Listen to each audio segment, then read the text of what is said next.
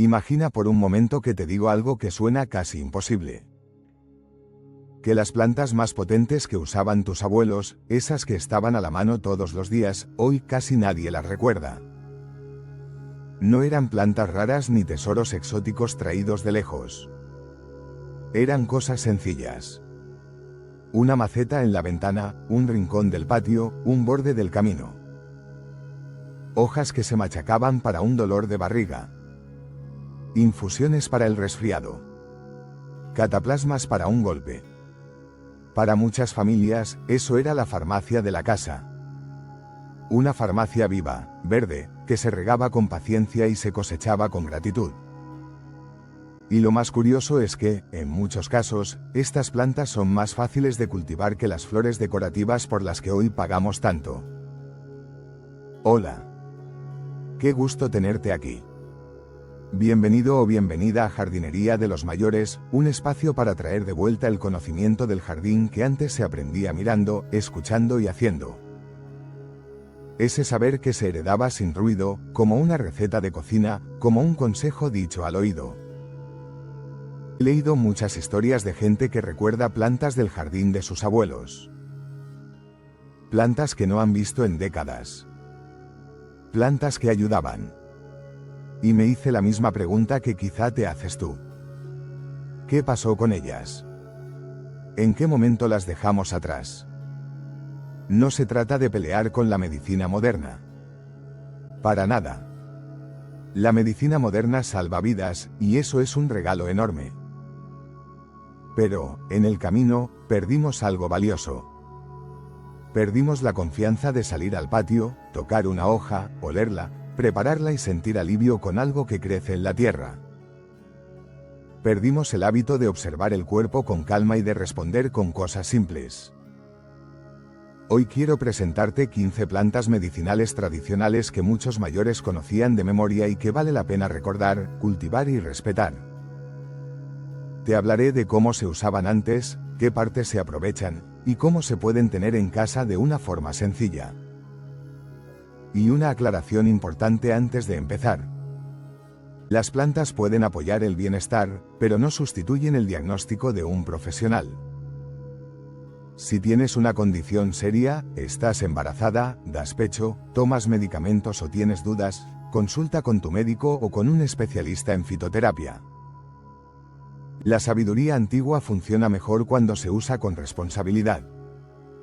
Otra recomendación práctica. Si vas a usar una planta por primera vez, empieza con poco. Y si la vas a usar en la piel, prueba primero en un área pequeña. La naturaleza es generosa, pero cada cuerpo es distinto. Ahora sí. Vamos una por una. Y al final, te dejo un reto bonito para esta temporada. Planta número 1. Marrubio. Si nunca has escuchado el nombre marrubio, no te preocupes. Mucha gente no lo conoce. Pero en muchas casas de antes era de los primeros remedios para la tos y la garganta. El marrubio tiene un sabor amargo, de esos que te hacen poner cara rara al primer sorbo.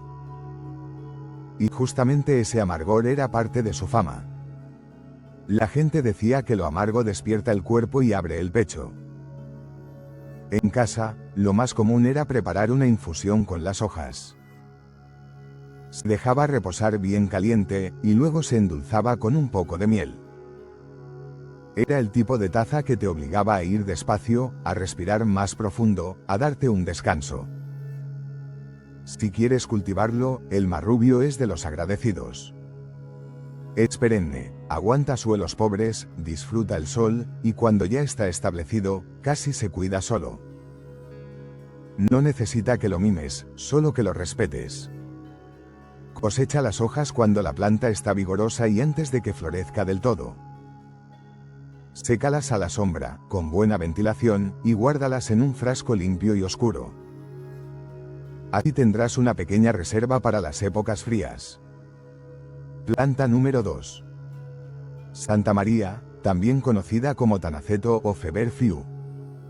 El nombre ya te da una pista del uso tradicional. En muchos hogares se le decía rompefiebres y también se le tenía cariño por su relación con los dolores de cabeza. En algunas familias, cuando alguien sentía la cabeza pesada o tenía un malestar que venía con calor y escalofrío, se recurría a unas hojas en té. No era una bebida de placer. Era una bebida de propósito. Hoy en día hay estudios que han explorado compuestos de esta planta relacionados con inflamación y migraña. La investigación sigue, pero es interesante ver cómo la experiencia de generaciones suele apuntar en una dirección. En el jardín, es una planta bajita, perenne, con flores como margaritas pequeñas que alegran el verano. Se resiembra con facilidad si la dejas florecer y soltar semillas. Dale buen drenaje y unas horas de sol. Si el suelo es muy pesado, mézclalo con arena o con compost para aligerarlo. Y evita excederte con el riego.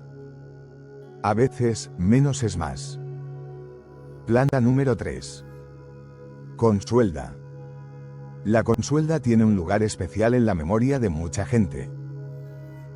Era la planta del golpe, del raspón, de la torcedura, de la rodilla pelada por trabajar. Durante siglos se le llamó solda huesos en algunos lugares, por la creencia popular de que ayudaba a recuperar tejidos con rapidez. Esa frase se transmitía como una certeza familiar. Tradicionalmente se usaba más en la piel que por dentro. Se machacaban las hojas frescas para hacer una cataplasma, y se aplicaba en moretones, articulaciones cansadas o irritaciones, siempre con cuidado y observando la reacción. En el huerto, la consuelda crece con fuerza. Tiene raíces profundas que buscan nutrientes abajo, y por eso sus hojas son muy ricas para hacer abono verde o para el compost. Muchos jardineros la aman por lo que aporta al suelo. Le gusta la humedad y tolera algo de sombra. Y un consejo importante. Una vez que la plantas, se queda. Si la pones, ponla donde realmente la quieras, porque es de carácter decidido y puede expandirse. Planta número 4. Toronjil, también llamado melisa. Si hubiera una planta que se siente como un abrazo, es el toronjil. Su olor es suave, fresco, con un toque a limón que tranquiliza solo con acercar la nariz. En casa se usaba para calmar nervios, para bajar la sensación de inquietud, y para ayudar a dormir cuando la mente se quedaba dando vueltas. Era una manera de decirle al cuerpo, ya puedes bajar la guardia. La preparación era simple. Un puñado de hojas en agua caliente, unos minutos de reposo, y una invitación a respirar despacio. Mucha gente decía que primero cura el olor y después cura la taza. En el jardín, el toronjil es de la familia de las mentas. Eso significa que crece rápido y se expande. Si lo dejas libre, puede tomar un cantero entero sin pedir permiso. Si quieres controlarlo, plántalo en maceta o delimita su zona. Le va bien con semisombra y riego regular. Y además atrae polinizadores, así que el patio se llena de vida. Piensa en él como el terapeuta del jardín, siempre disponible, siempre calmante. Planta número 5. Gordolobo. El gordolobo es imposible de ignorar. Es alto, con hojas grandes y aterciopeladas, y una vara floral que se levanta como si quisiera tocar el cielo. Puede alcanzar una altura cercana a 2 metros y está feliz. Tradicionalmente se usaba para molestias respiratorias. 2. Bronquios cargados, sensación de pecho apretado. Se hacían infusiones con las hojas, siempre colándolas muy bien porque pueden tener pelitos finos que irritan la garganta. En algunos lugares también se secaban hojas para otras preparaciones. Aquí lo importante es recordar que cada familia tenía su manera, y que siempre conviene informarse bien antes de usar cualquier planta, especialmente si hay asma u otras condiciones. Como planta de huerto, suele ser bianual. El primer año hace una roseta de hojas. El segundo, florece, deja semillas y se resiembra. Es como si su ciclo estuviera pensado para la paciencia. Le encantan los suelos pobres, pedregosos, y el sol fuerte. Muchas plagas la ignoran. Es un gigante silencioso que hace su trabajo sin pedir aplausos. Planta número 6. Llantén. No el plátano. El llantén de hoja ancha, esa supuesta maleza que aparece en el césped y en las grietas de la acera. Esa misma que a veces arrancamos sin mirarla. Para muchos mayores, el llantén era el primer auxilio de la calle. Picadura de insecto. Astilla en el dedo. Rozadura del zapato. Irritación por plantas urticantes. Y todo eso sin abrir ningún botiquín. La escena se repetía. Se arrancaba una hoja, se machacaba con los dedos, o se masticaba un poco para sacar el jugo, y se aplicaba en la piel. Era práctico, rápido, directo. En el jardín, casi no tienes que sembrarlo. Ya vive cerca de ti. Tal vez lo has estado cortando por años sin saber lo que era. Dejar un parche sin segar es como abrir una pequeña farmacia gratuita. Y además alimenta a insectos benéficos. Planta número 7. Milenrama. La milenrama es una planta guerrera. Hay relatos históricos de su uso en heridas, especialmente para ayudar a detener sangrados y proteger la zona. En el uso tradicional familiar, se mantenía cerca para cortadas, raspaduras y sangrados de nariz. Se trituraban hojas y flores, o se preparaba una infusión para acompañar malestares de temporada. También era conocida como apoyo en resfriados y sensaciones de cuerpo caliente. Y algo bonito de la milenrama es que te enseña a no entrar en pánico. Te invita a actuar con calma, con lo que tienes. En el huerto, es resistente como pocas. Aguanta sequía, crece en suelos pobres, y florece durante mucho tiempo. Puede ser blanca, rosada o amarilla según la variedad. Córtala para ramos secos y tendrás medicina y belleza en la misma mano. Y como planta compañera, muchos dicen que mejora el entorno de lo que crece alrededor. Es esa amiga que llega cuando hay crisis y no se va hasta que todo esté mejor. Planta número 8. Caléndula. Seguro la has visto. Flores naranjas y amarillas que parecen pequeñas luces. La caléndula no solo se plantaba por bonita, sino porque era el comodín para la piel. Se usaba en irritaciones, rozaduras, quemaduras leves, resequedad, y también en piel sensible de bebés. Se hacían aceites macerando los pétalos y luego se preparaban ungüentos. Era el tipo de tarrito que vivía cerca de la cocina. Un detalle importante. Para un aceite de caléndula, lo ideal es usar pétalos bien secos para evitar humedad que estropee la preparación.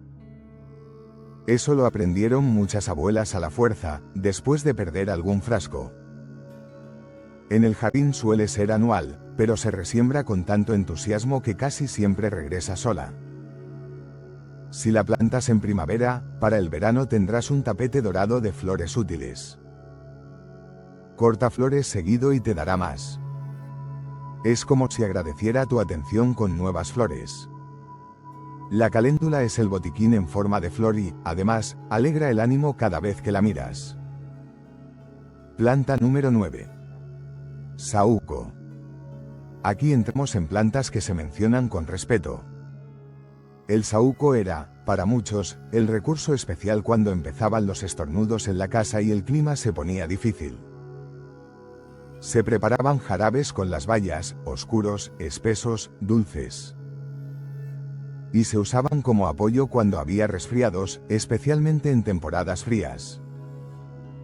Muchas familias tenían su receta guardada como un tesoro. Un punto de seguridad. No todas las partes del saúco se usan igual.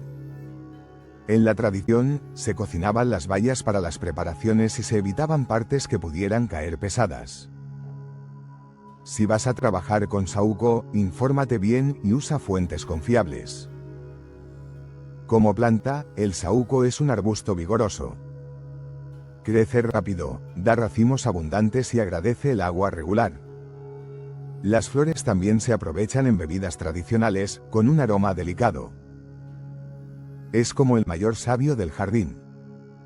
Generoso, fuerte, y siempre cuidando de la familia desde su esquina. Planta número 10. Manzanilla. La manzanilla es la historia de buenas noches del mundo vegetal. Suave, dulce, con ese aroma que parece decir, tranquilo, todo pasa.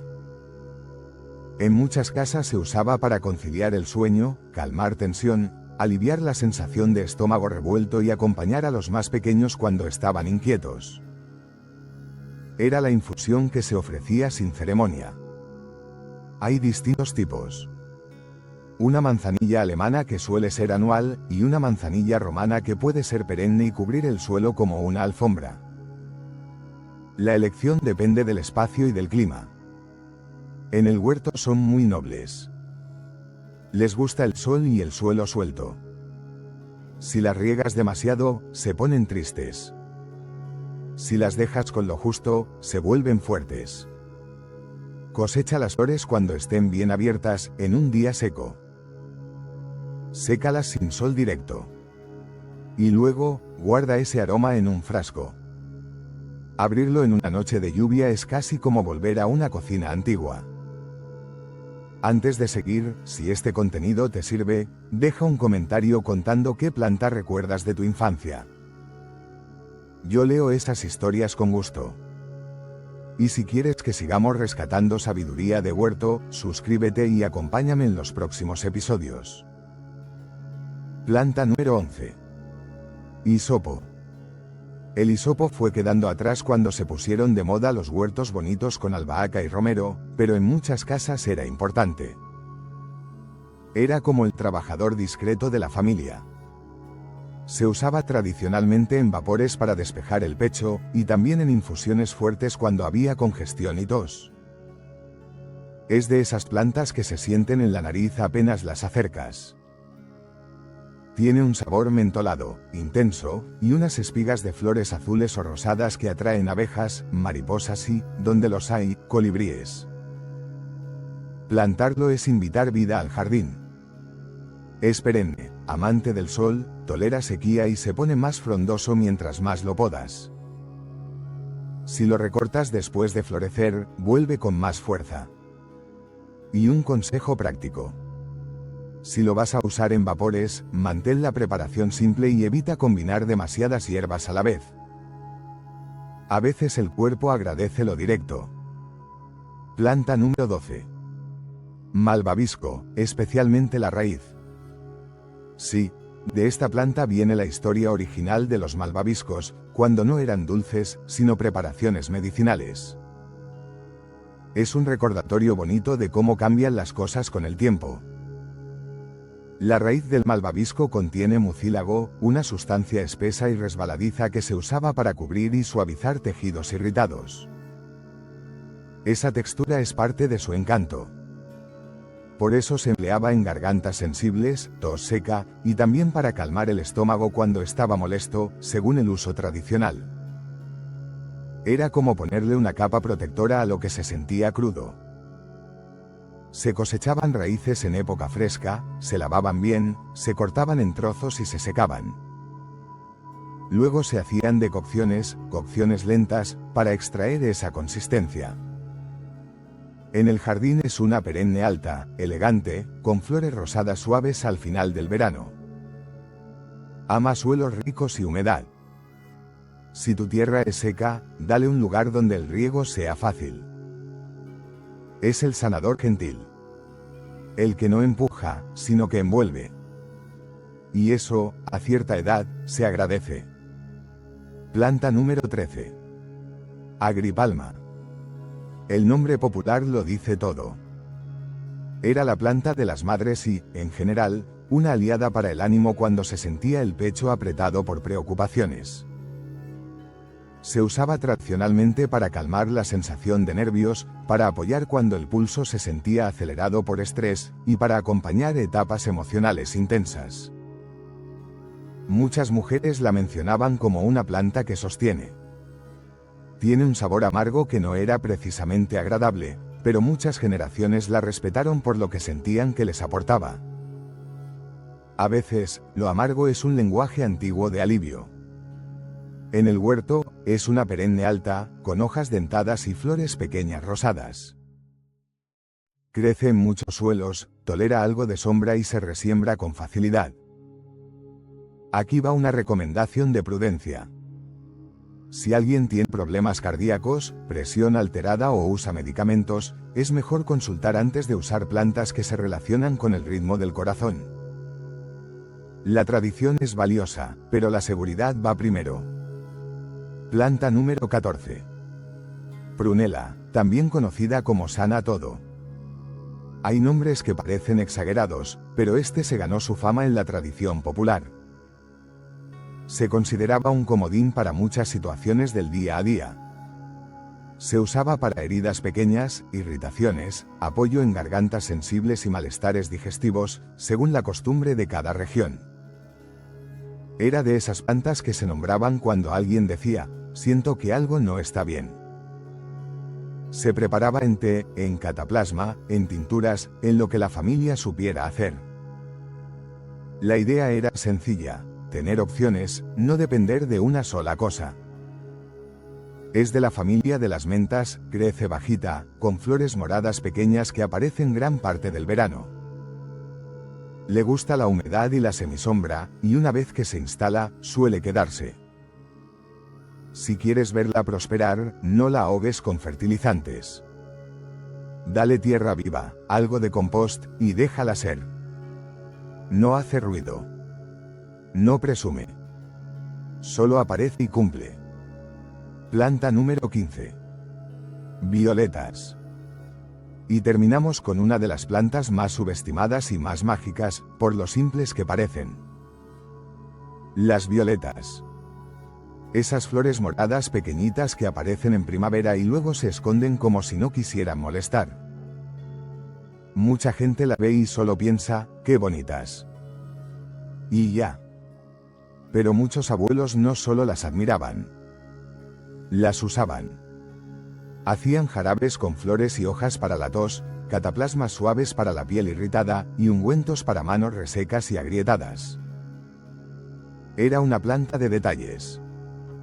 Además son comestibles, con vitaminas, y se ven preciosas en postres si las cristalizas.